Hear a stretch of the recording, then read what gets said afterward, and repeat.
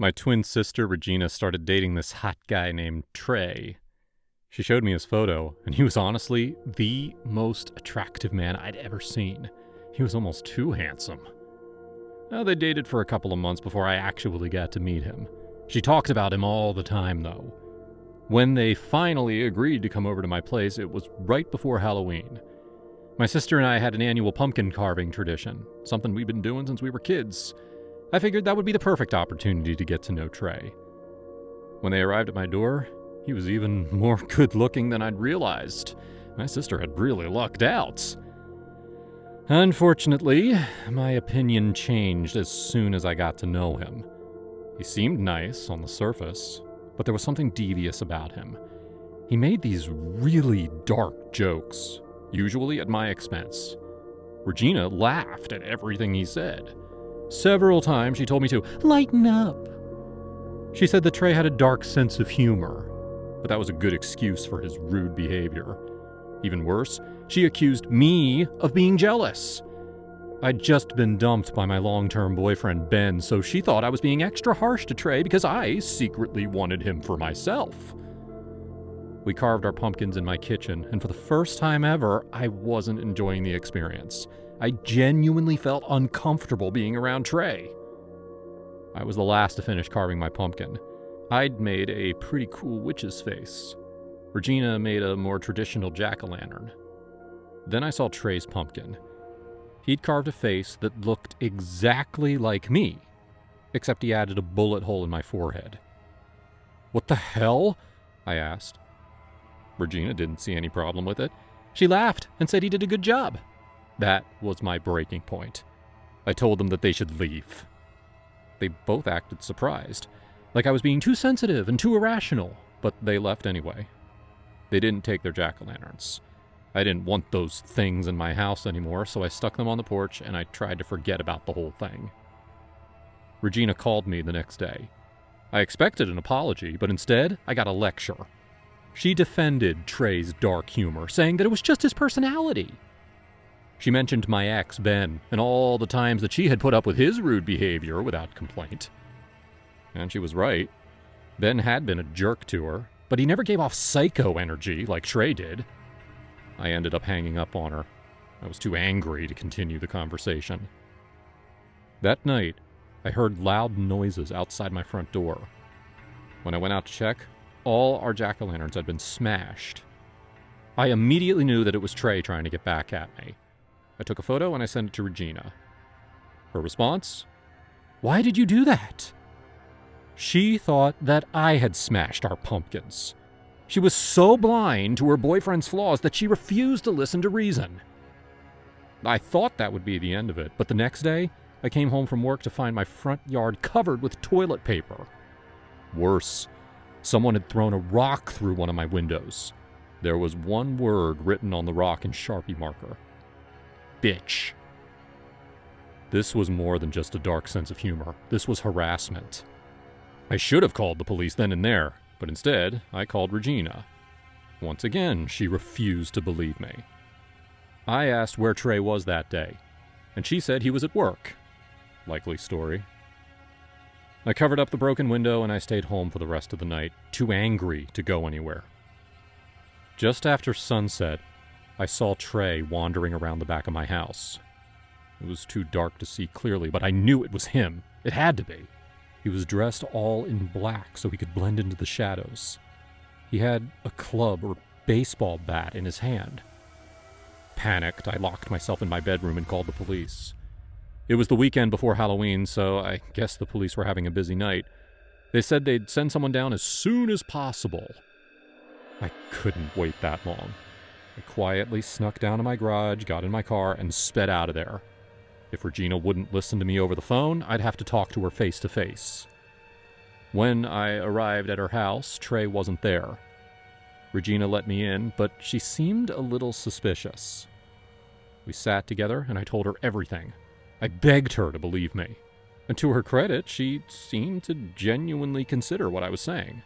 She asked, "Are you sure it was Trey that you saw sneaking around your house?" Well, honestly, it was too dark to be 100% certain, but who else could it have been? "Yes," I said. Finally, Regina believed me. Trey was dangerous. She admitted that he'd left their house to go run some errands right before I saw him in my yard.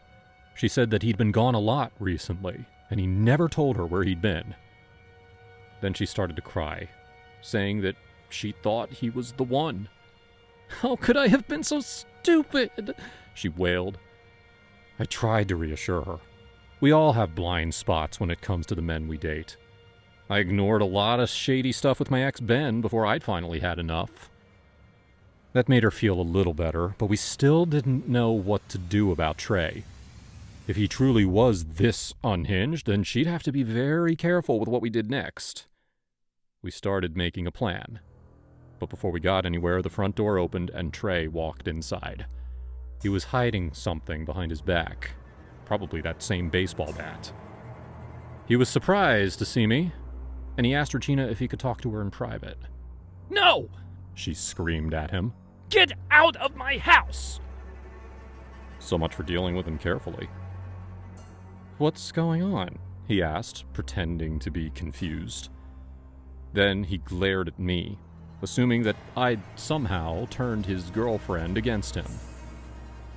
"You heard her," I said. "Go!" He didn't. He walked inside, begging us to sit down and hear him out. I could tell that Regina was giving in, and I didn't want him to manipulate her again. So I grabbed her wrist, and together we ran up the stairs.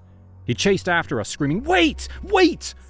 He took the stairs 2 at a time, catching up to us pretty quickly. He still had one hand behind his back, but the other reached for Regina. "Just listen!" "You're crazy!" I screamed at him before Regina could respond. "Where were you tonight?" He refused to answer. For a long moment, Regina looked back and forth between me and Trey, trying to figure out who to trust. She gave me a silent nod, and then told her boyfriend, "Get away from me." He had his hand on her shoulder, so she pulled back. And that's when Trey lost his balance. That's when he fell. 1 second, he was at the top of the stairs, standing tall, and the next moment, he was toppling down the stairs, grunting in pain. When his body struck the floor, he was motionless, and the object behind his back fell to the side. It was a tiny box with an engagement ring inside. That's why he'd been sneaking out. He was planning to propose. Horrified, both Regina and I walked down the stairs and stood over his body. Regina checked his pulse, but we both knew it was useless. His neck was broken. My phone rang in my pocket, the noise startling me. It was the police. They had just arrived at my house and found the intruder. It was my ex-boyfriend, Ben. "What?" I asked. The officer spoke very calmly. He said that Ben admitted to the harassment. He wanted to scare me enough so that I'd take him back. "But don't worry, ma'am, we're taking him into custody. He won't harm you ever again." I looked up at my sister. I could tell by her expression that she had heard everything. "I'm so sorry," I told her. That was the last time I ever saw my sister. She refuses to talk to me anymore, and I don't blame her. She'd found the love of her life, and now he was dead. Would appreciate if you could hit the like button before moving on to the next story.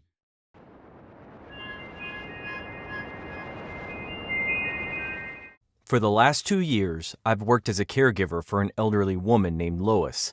She had dementia, and it was progressing fast. Her son Aaron lived nearby, and he helped out as much as he could, but she needed someone to watch her at all times. When I started, I was her full-time caregiver, and I thought I was doing a good job. Lois didn't always remember my name, but she seemed comfortable with me. About a year into the job, Aaron pulled me aside and told me that he was cutting my hours. He said that I wasn't giving her enough attention, but I figured the real reason was that he wanted someone cheaper.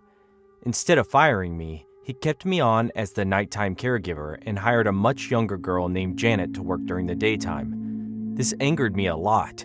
This new girl was very sweet, though, so I had no ill will toward her. On October 1st, Janet had decorated the whole house for Halloween. She hung fake ghosts from the ceiling and added pumpkins and black cats everywhere. I thought this was a terrible idea. Patients with dementia need order in their lives, and any changes to their surroundings could trigger another episode. I tried to tell this to Janet, but she refused to listen. She didn't care that Lois was visibly agitated by the decorations. When Janet left, Lois was sitting in the corner, rocking back and forth and babbling about how the ghosts were coming for her. I knew this was going to be a long night. I sat with her for a bit, singing her favorite song to help calm her down. It worked for a while, but then she noticed the ghosts again and started to freak out. I was getting her dinner ready at the time. By the time I rushed out to see if she was okay, she had already raced out of the house and into the empty street. I couldn't find her anywhere. Then I saw a movement behind the trees and knew that she'd wandered into the park. It was a dangerous place at night, especially for a poor old woman who didn't understand her surroundings. Her son Aaron's house was next door, so I went over and asked him to help me find her.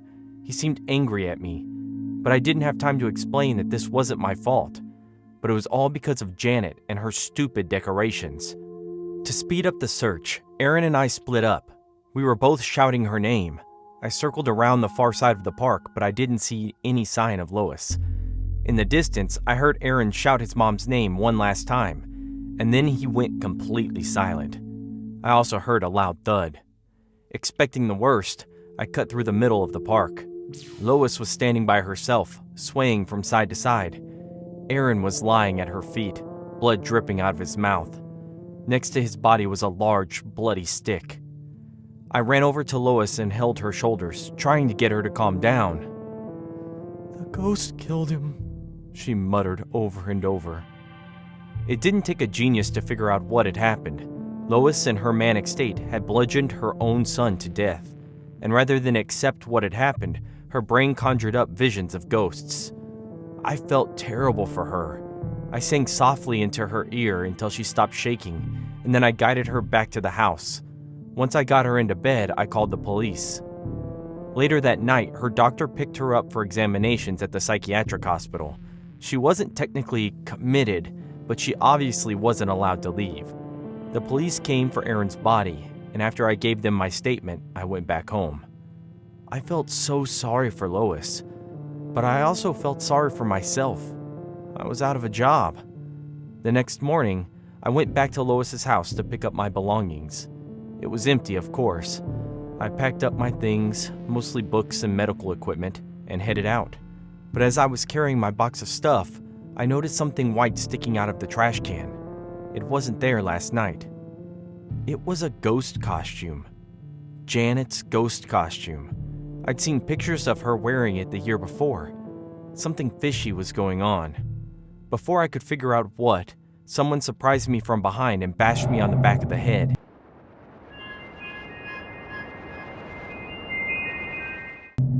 When I woke up, I was down in the basement. My head throbbed. There were plastic pumpkins and fake cobwebs on the floor around me. Janet stood in the doorway, smiling down at me. She had one hand behind her back. "It's about time you woke up." She gleefully explained that she'd been sleeping with Aaron for months. That's how she got this job. He'd called things off the day before, and she couldn't accept that. So she devised this elaborate plan to murder him and frame Lois. "And now you caught me," she said. "I'm going to burn the house down with you in it. No offense." Still smiling, she showed me what she had been hiding behind her back, a glass bottle filled with gasoline and a rag sticking out of the top. It was a Molotov cocktail. She pulled out a lighter and lit the rag. She raised the bottle over her head, but before she could throw it, I grabbed a plastic pumpkin and chucked it at her. She lost her grip on the bottle and it fell at her feet. Her dress instantly caught on fire. Soon, the fire had spread over her entire body. As she wailed in pain, I ran past her and out the door. The firemen came just in time to save Lois's house. Janet wasn't as lucky. A month later, Lois was back home and I was once again her only caretaker.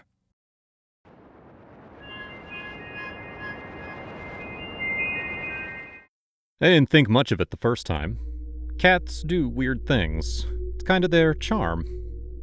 But when Toby, my cat, started staring at nothing, something in my gut twisted. It wasn't your normal cat curiosity. He wasn't just zoning out, he was locked onto something.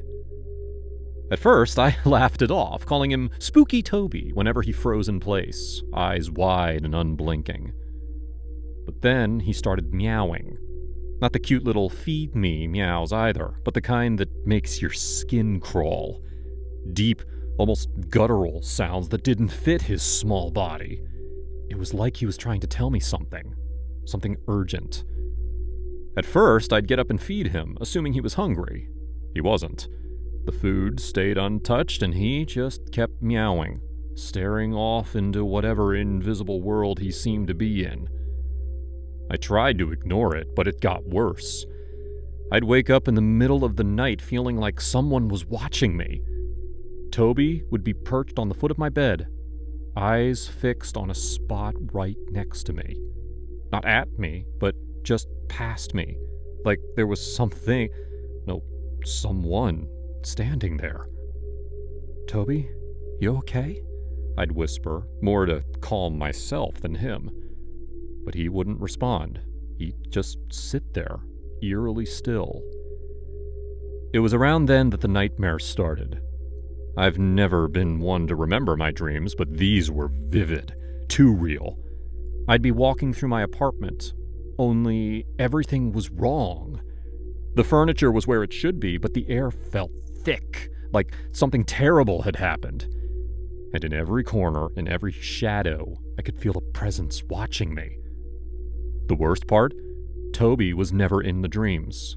It was just me, completely alone. I shrugged it off at first, chalking it up to stress. Work had been a nightmare in itself. Deadlines piling up, expectations sky high. I barely had time to breathe, let alone sleep. But then came the night Toby growled. I didn't even know cats could growl. I was sitting on the couch trying to unwind with a beer when I heard it. A low, throaty rumble from behind me. I turned, and there he was, crouched low to the ground, ears flat, eyes wide with terror. He wasn't looking at me. He was staring past me, his eyes fixed on the dark hallway that led to my bedroom. I froze, every hair on the back of my neck standing on end. It was just my hallway. I'd walked through it 1,000 times. But in that moment, it felt wrong. Too dark. Too still. "Toby, what the hell?" I muttered, trying to break the tension. But he didn't move, didn't blink. He just kept growling. My heart pounded as I stood up, slowly making my way toward the hallway. The apartment was dead silent, save for Toby's growling. I flipped on the light. Nothing. Just the same empty space. But it didn't feel empty. Toby darted under the bed, his growling turning into a terrified yowl. I dropped to my knees, peering under the bed, trying to coax him out. "Come on, buddy, it's just me." But he wouldn't come out. That's when I started to lose it. I didn't realize it at first, but little by little, the weight of it all started crushing me. The sleepless nights, the constant feeling of being watched, Toby's never-ending meowing, it was eating away at me. I became obsessed, locking myself in my apartment, barely leaving except to grab essentials. I started snapping at people, my friends, co-workers, even strangers. The world outside felt irrelevant compared to what was happening inside. I began researching. Ghosts, spirits, demons, anything that could explain what was going on. I even bought sage, thinking maybe the apartment needed to be cleansed. It didn't work. If anything, it made things worse. Toby's behavior escalated. He stopped sleeping. He'd pace around the apartment all night, his eyes darting around as if something was following him. And then the growling started again. Only this time it wasn't just at night. He'd sit by the door, his body tensed, staring at it like something was trying to get in. Or maybe something was already inside. It was driving me insane. My apartment, once my sanctuary, had become a prison. I could feel my mind slipping. I couldn't focus at work, couldn't enjoy anything. constant dread hung over me like a suffocating fog. Even my thoughts became darker, more irrational. I found myself angry all the time, snapping at people for no reason, isolating myself even more. The worst part? I started resenting Toby. It wasn't his fault, but I couldn't help it. He had become a constant reminder of the nightmare my life had turned into. One night, I hit my breaking point. I had barely slept in days, and the silence of the apartment felt deafening. I poured myself a drink, hoping it would calm my nerves, but it didn't. Toby was pacing again, his soft meows grating against my already frayed sanity. "Enough!" I shouted, slamming the glass down on the table. Toby froze, staring at me with wide, terrified eyes. I regretted it instantly, but I couldn't take it back. I was unraveling.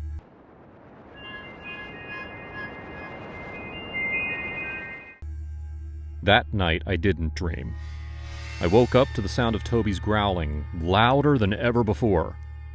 I bolted upright in my bed, my heart racing. He was standing at the foot of my bed, but this time his eyes were locked onto me. Or rather, onto something right next to me. I turned slowly, my skin crawling with dread.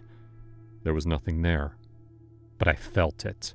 Cold, heavy, like the air itself was pressing down on me.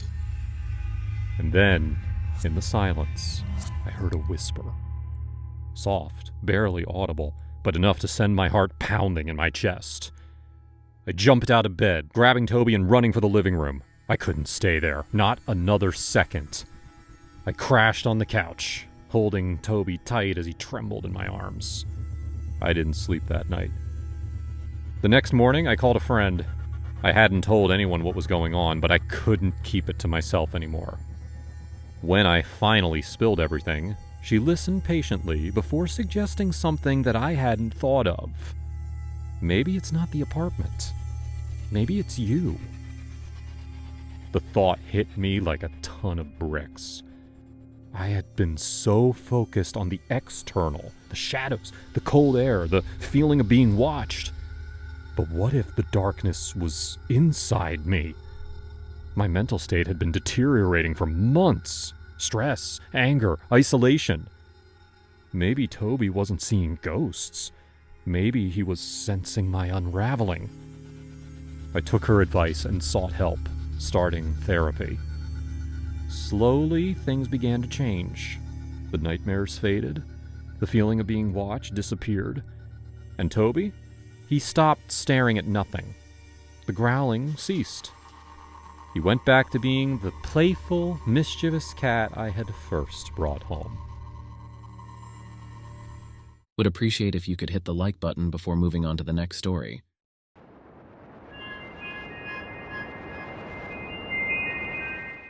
I'll never forget the look on her face when she walked into my office. Elizabeth Lark, the actress everyone once worshipped, reduced to a shadow of her former self. She had been a star, adored by millions, but time had been unkind to her. She sat across from me, her fingers tracing the delicate lines around her mouth, almost compulsively. "Can you fix me?" she asked, her voice strained, a mix of desperation and hope. She already knew the answer, of course. That's why she had come to me. "We can do more than just fix you," I replied, leaning forward. "The procedure I offer is unlike anything else in the world. The veil isn't just a facelift or a skin graft. It's a living, organic mask that bonds with your cells. It regenerates, keeps you looking young, permanently." Her eyes lit up, the faint flicker of a smile pulling at the corners of her lips. "And it's safe?" Safe? The word danced on the tip of my tongue, mocking me. Nothing this experimental was ever truly safe. But I'd seen the results, the others. They had come through the procedure perfectly. Mostly. "As safe as anything in this field," I answered, evading the real question. The veil is groundbreaking. You'll never age, not another day. She hesitated only a moment before nodding. When do we start? The surgery went smoothly. Better than I expected, actually. I remember every cut, every incision, the way the mask, this flexible organic layer, melted onto her skin, as if it had always belonged there. Her body took to it perfectly. When she woke, I was there, waiting, anticipating the reaction. How do you feel? I asked, watching her eyes flutter open. Her hand shot to her face. I held my breath. There was always that moment of doubt, of fear that something would go wrong. But her face was flawless, smooth, youthful, radiant. She let out a small, incredulous laugh. I look perfect. Exactly as I promised, I said, my voice smooth, professional. But inside, I felt something I didn't usually allow myself to feel. Pride. I'd done it again. For the first few weeks, she would come into the clinic for checkups. Each time she glowed with that same youthful energy. Her skin remained taut, her features smooth and flawless. Even her eyes seemed to sparkle like they had in her prime. She had returned to the public eye, starring in interviews, walking red carpets. Her resurgence talked about everywhere. Then the calls started. Dr. Voss? There's something wrong. Her voice trembled over the phone. Come in immediately, I said, trying to mask the unease creeping into my own chest. When she arrived, I could see it in her eyes. Fear. Something had shifted. She sat in the examination chair, her fingers trembling as they traced her jawline. Her skin was still smooth. Too smooth. I keep waking up at night. I feel it. Moving. I frowned. Moving? She nodded, eyes wide, bloodshot from lack of sleep. Underneath the surface, like something's crawling. I examined her, searching for any sign of infection, but there was nothing. Her skin was flawless. Too flawless. No pores, no imperfections. The veil was doing exactly what it was supposed to do. Only too well. You're just adjusting to the new skin, I told her. The mask is part of you now. It regenerates. I can't feel it, she interrupted, her voice growing shrill. It doesn't feel like my skin anymore. It's too tight. It's like it's choking me. I leaned back, forcing a smile, trying to reassure her. You're going to be fine. Give it some time. A few more weeks passed, and her calls became more frantic. When she came in again, her face, it was still young, but something was terribly wrong.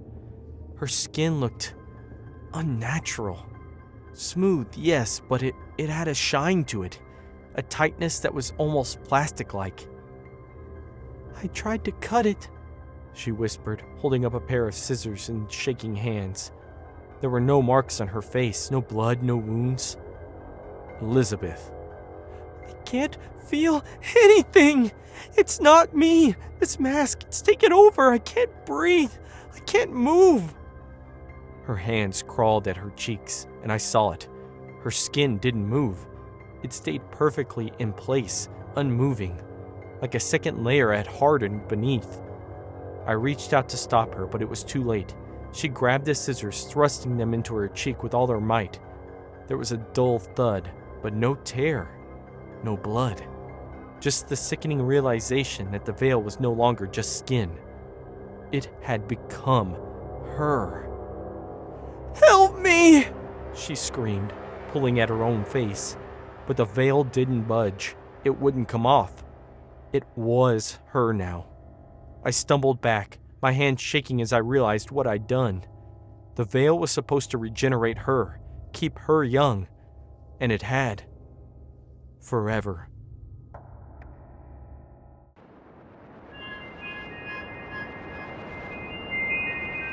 Her eyes were glazed with the reflective film of tears, and it was this that first rooted me to the ground when I turned to the tools area of the Walmart. It was strange that I had never felt such panic for a stranger at first glance. The dullness of her expression struck deeper than simple tragedy. It felt much more complex to my perception, and when I tried to glean from it, she had already begun to move. My grip on the handle of my cart tightened. The greasy surface of moist sweat made me heave my load a few times. In all ways, I knew I was struck, and it was not in a way that I could put aside and move on with my life. I scanned my environment and took my first few steps towards this woman. She started to look back at me, and then suddenly behind her from where a man emerged in a black tee, jean pants, and runner shoes. He seemed younger than she was by the creases on her face, and how worn thin she appeared while he was sharp and agile. In a matter of seconds I could sense what was wrong when his impatient feet covered the gap between them and he cornered her into the rack of hand tools. His eyes narrowed, and he peered down on her and hissed in the same breath. I stepped out of the corner of his gaze and into the corner, with my hands on my chest to ease my panicked respiration. The man carried an aura of trouble that was unmistakable, and I sensed she was in danger even in such an open space as the Walmart. Standing by the corner, it seemed as though by providence nobody else ventured into the tools section to get anything, no matter how hard I prayed for it to happen. "You think you're some smart one, eh? Passing papers around to staff here is going to help you." His sibilant stung my spirit with the venom of a deadly reptile. My head spun, and I imagined a dozen ways that I could help her, which would not involve me getting into the way of this depraved man. I wished I had brought my device with me and not forgotten it in my car as I always did when I was in a hurry. It was a few minutes past 2 a.m., and I was only a woman, no taller than he was and by no means any muscular. I hated my guts, and hated that I had gone out of my way at such a time to get tools to fix a cabinet that could have waited till dawn. "Please, Carl, don't hit me," the woman begged, and it was the dry, throaty yearning of desperation that made me move one foot to her rescue from where I had tucked myself. He laughed crudely. The wheezing that followed was diabolical, and it sent shivers down my spine. I stood in the corner in wonder of how I had become part of a terror episode between two strangers whom I barely knew.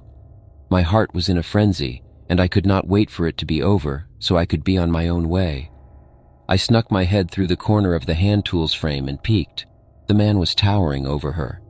"I'm not going to hit you, Magdalene," he said after his laugh. I realized just how shallow my respiration had become from fear, and I tried to deepen my inhalation. I did it twice and exhaled only once. My second attempt at breathing out was caught shortly by the cold tone with which this stranger delivered a death sentence and casually went on to bring it. I heard him grapple with some of the tools on the frame where I stood.